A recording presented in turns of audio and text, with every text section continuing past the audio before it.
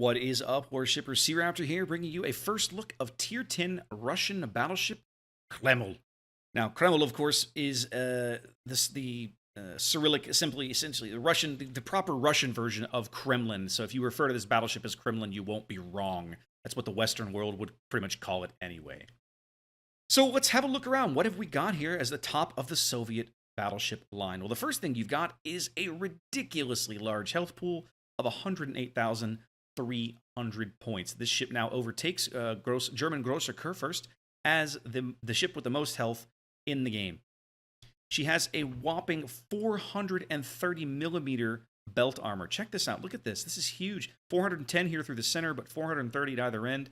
And then again, with this strake that extends forward of the turrets. I still haven't quite figured out what this deal is about. Now, one of the things that she does have over her immediate predecessor, Sovetsky Soyuz, is that she has this 50 millimeter section right at the bow, at the waterline, just like Moskva does now, the Tier 10 Russian cruiser. So essentially, this is going to make her, I won't say fully, well, this prevents her from being overmatched right at the waterline, at the bow waterline, by Musashi and Yamato's 460 millimeter shells. And of course, her 32 millimeter bow armor up here already couldn't be overmatched by anything short of Musashi and Yamato. So this is going to be a ship that is going to give those two a run for their money once they get dug in. She should, in theory, be able to push them out. She has the tools to do so. Torpedo protection, 29%. Not great, kids. Not great, kids. So again, this is the best in the line, but it's still nothing to write home about. Not in a tier when you're going to be seeing Shimikazes and blacks. So let's talk about the guns. Now, she comes with two gun modules. She starts off with 406 millimeter guns that are very, very similar to what you found on Sovetsky Soyuz. The difference here is that Sovetsky moved from 45 calibers at Vladivostok. Sovietskys were 50 calibers at Tier 9. These are now 55 calibers at Tier 10. So again, the shell velocity, the muzzle exit velocity goes up yet again. These guns also reload faster. Vladivostok and Soyuz reloaded in 33 seconds. For the first time here in the Soviet line, we have a 28-second reload on a 406 millimeter gun. So that is a significant uptick in terms of firepower. But the real uptick in firepower comes with her alternate barrels. These are 457 millimeter guns that reload in 34 seconds. They have the same dispersion values, and as you'll see there, the maximum AP shell damage, 15,500, is the single best shell damage in the game. So, Stellinium Stronk, my friends. Here's the thing with these guns, right? 457 millimeter is a caliber that's been in the game since the British gave us Conqueror. But 457 millimeter Conqueror was never a thing, because Conqueror's AP is good, but why would you take those guns when you can get more potential damage out of 12 barrels, right? Conqueror had to give up 4 barrels to mount the 457 millimeter guns. Kremlin does not have this problem. She has 9 barrels no matter what you mount. The difference is that these reload slower. They just literally hit like trains when they actually do land on something. Again, she retains that 1.7 sigma that all Soviet battleships have, so nothing different there. Doesn't matter which, by the way, the 406 millimeters and the 457 millimeters have the same dispersion and the same the same dispersion and the same sigmas. The 457 millimeter guns here, you can see, have a lower shell velocity because they are only 48 calibers long. Her secondary battery, pretty unimpressive here. Again, she's got some of these 130 millimeter double turrets that the Russians love so much. These double as part of her dual purpose A suite, but they're not going to be much to write home about. I wouldn't spend any time or points investing in these. They do move out to 6 kilometers range, so that's nice. If you were to sink a bunch of points in these, you could push them out to 8 and change maybe, but I don't think I'd mess with it. It's probably not worth it. As we've been saying all along, the AA is impossible to gauge accurately.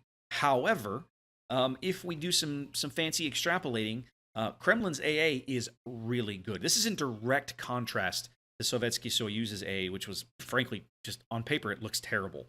But this ship has the exact opposite problem. This AA looks really good. Like, probably if I'm reading the numbers correctly, the closest analog she has in the game right now is Republic. And Republic has a very punishing mid-range aura, right? And this should be pretty punishing by the time they get done adjusting it for 0.8.0.1.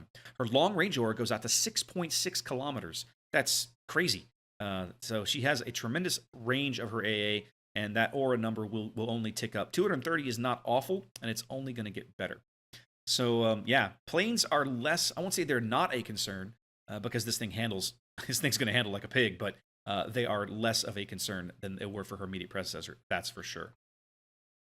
Maneuverability, 29.5 knot top speed. Unlike Soyuz, right, which was like decidedly slow for her tier, this is pretty average. She's faster than Yamato. She's faster than Montana. She's just as fast as Conqueror. Only the French and the Germans are definitely faster than this ship. And again, the difference is a small one. Her turning circle is a mind-blowing 1,100 meters. Check this out. But her rudder shift is still the quickest in tier, 16.3 seconds. So like we've been saying all along, she's going to handle like a pig. She's just going to handle quickly. Concealment-wise, 17 kilometers surface detection puts her in fairly the middle of the pack. It's not too bad. But her air detection range is actually worse. Look at this. She's more detectable by air than she is by sea. The only ship I can remember seeing this that had this problem before, I think, was Old Midway, I think, had this problem. She was more detectable by air than by sea. But well, here we are again with Kremlin. Now, again, like we said, this is perhaps less of an issue with Kremlin because she has decent enough AA that she's not as concerned about planes as the Tier 9 version.